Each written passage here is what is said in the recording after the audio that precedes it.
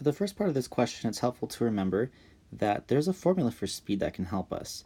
And that is speed is equal to the distance that something travels divided by the time that it takes to travel that distance.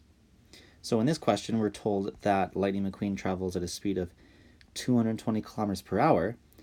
And in part A, we're also told that he is racing for 2.5 hours. So we know the time is 2.5 hours, and we know the speed is 220 kilometers.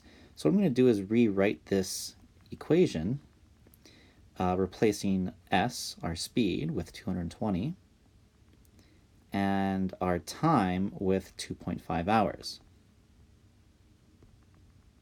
What we're looking for is the distance.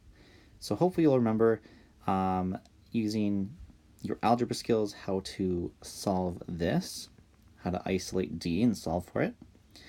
Now for part B, it's asking how long would it take for lightning to travel 815 kilometers. So this time we're being given the distance. So in our speed formula, speed equals distance over time. We're trying to find out how long it would take, in other words, the time. Now we know his speed is still 220 kilometers per hour. And now we're being told the distance is 815. And what we're trying to find is the time. So now we have this equation that we need to try and solve for the variable t. So I'll leave that to you.